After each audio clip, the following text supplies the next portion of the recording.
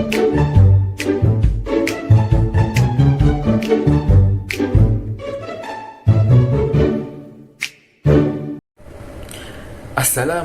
warahmatullahi wabarakatuh. Nama saya Izzat Dania bin Muhammad Syukri, nombor pantry 23 DLS 18F 2003. Saya adalah pelajar akhir tahun semester 6 daripada Diploma Logistik dan Rangkaian Bakalan. Hari ini saya akan membentangkan slide laporan latihan industri di SNT Global Logistik SDN Berhad. Pengenalan. SNT Logistik Global SDN Berhad ialah pembekal logistik utama yang menawarkan perkhidmatan logistik menyeluruh yang memfokuskan kepada semua elemen pengurusan rantaian bekalan melalui satu titik hubungan termasuk pergudangan dan pengedaran, pengangkutan dan penghantaran. Penyedia perkhidmatan pemenuhan saluran Omni utama di Asia Tenggara yang menawarkan perkhidmatan pemenuhan saluran Omni untuk kedua-dua peniaga rencit dalam talian dan luar talian. Perkhidmatan yang disediakan oleh SNT Global Logistik SDN Berhad adalah nombor 1, pergudangan dan pemenuhan pesanan. Nombor 2, pengurusan rentas sepadan. Ketiga, khidmat pelanggan. Keempat, teknologi. Kelima, penyepaduan berbilangan. Latar belakang SNT Global Logistik. SNT Global Logistik telah ditubuhkan pada tahun 2000. Ianya ditubuhkan oleh Mr. David Wong Nen Fu, CEO of SNT Global Logistik SDN Berhad. Terdapat beberapa jenis barangan yang ada di SNT Global Logistik, iaitu antara jenis barangannya ialah barangan kosmetik, barangan aksesori lelaki dan aksesori perempuan, barangan elektronik serta pelbagai jenis makanan, coklat dan sebagainya. SNT Global Logistik telah menjadi pembekal perkhidmatan yang terbaik di Asia Tenggara yang menawarkan perkhidmatan pemenuhan khidmat pelanggan untuk kedua-dua perniagaan rencit dalam talian dan luar talian. Kini, SNT Global Logistik telah mempunyai 7 cawangan di seluruh semenanjung Malaysia dan 1 di luar Malaysia. Laporan teknikal.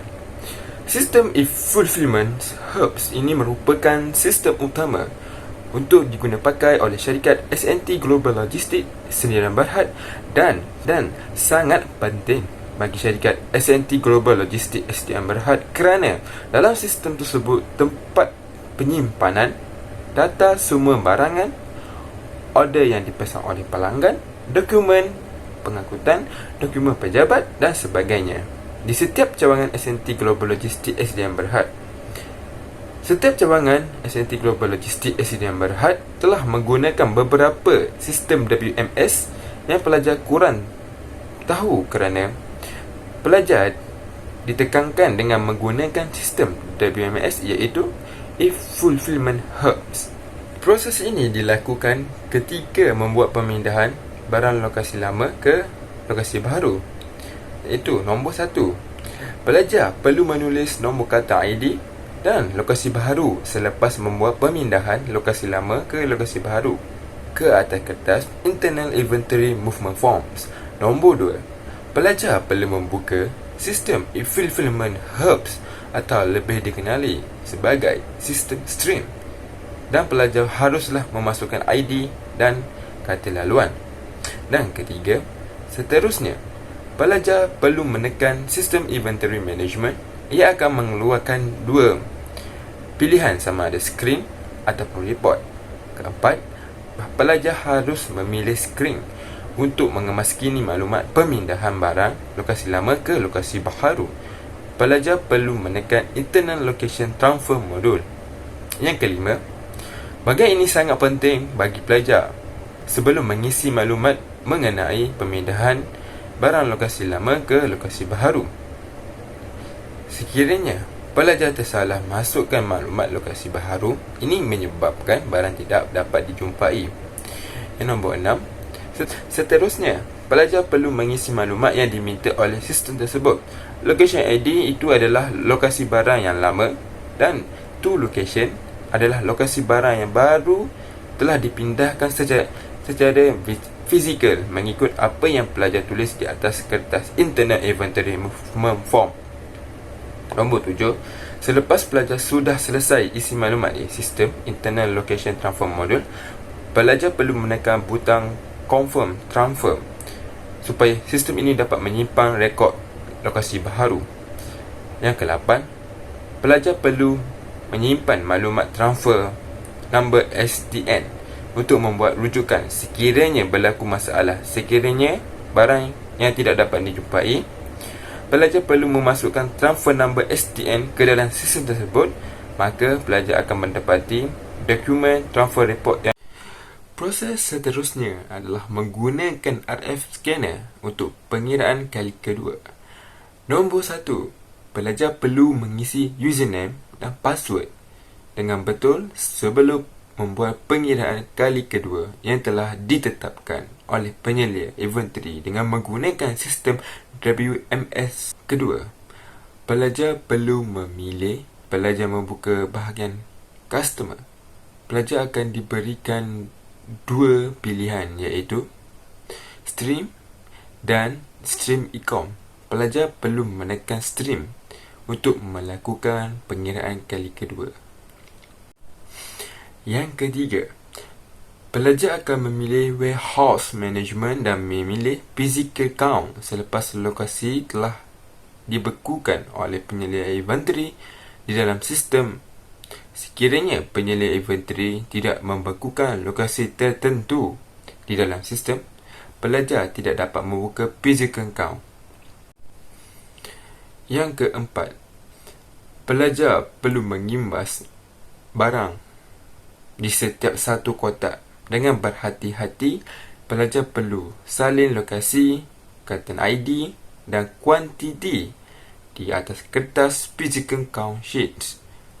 Selepas pelajar sudah siap mengimbas barang di lokasi tersebut, pelajar perlu menekan button confirm supaya penyelia inventory mendapat maklumat berkaitan di lokasi tersebut. Yang seterusnya, penyelia inventory akan membuat perbandingan jumlah barangan di sistem dan jumlah barangan di fizikal.